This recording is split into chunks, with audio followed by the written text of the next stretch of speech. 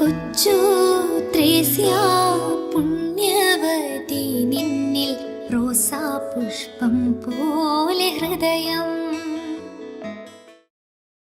ചെറുപുഷ്പമൊഴികൾ. ലിസ്യുവിലെ ചെറുപുഷ്പത്തോടൊപ്പം 100 ദിനങ്ങൾ. 21-ാമത്തെ ദിവസമായ ഇന്ന് നമ്മൾ ധ്യാനിക്കുന്ന ചെറുപുഷ്പമൊഴി സമസ്തവും തനിക്ക് അനുവദനീയമാണെന്നും പിതാവിൻ്റെ നിധികളെല്ലാം സ്വന്തമാണെന്നും കരുതുന്ന ശിശുവിനെ പോലെയാണ് അവിടുത്തെ സന്നിധിയിൽ ഞാൻ വർത്തിച്ചത്.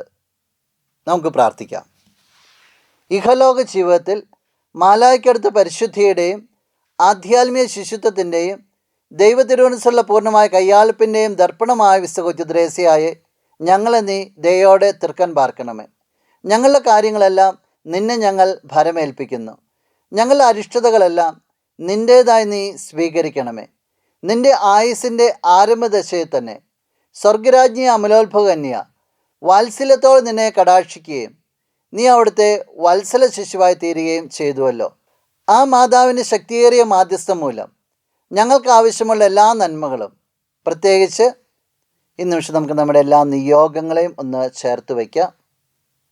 ഈ അനുഗ്രഹങ്ങളും ഒരു നല്ല മരണവും സിദ്ധിക്കുന്നതിന് നിരന്തരം ഞങ്ങൾക്ക് വേണ്ടി പ്രാർത്ഥിക്കണമേ. ആമേൻ. നമ്മുടെ കർത്താവ് ഈശോ മിശിഹായുടെ കൃപയും പിതാവായ ദൈവത്തിൻ്റെ സ്നേഹവും പരിശുദ്ധാത്മാവിൻ്റെ സഹവാസവും വിശുദ്ധ കൊച്ചുത്രേസ്യയുടെ പുഷ്പവർഷവും നിങ്ങളെല്ലാവരോടും കൂടി ഉണ്ടായിരിക്കട്ടെ, ഇപ്പോഴും എപ്പോഴും എന്നേക്കും. ആമേൻ. കൊച്ചു ത്രേസ്യ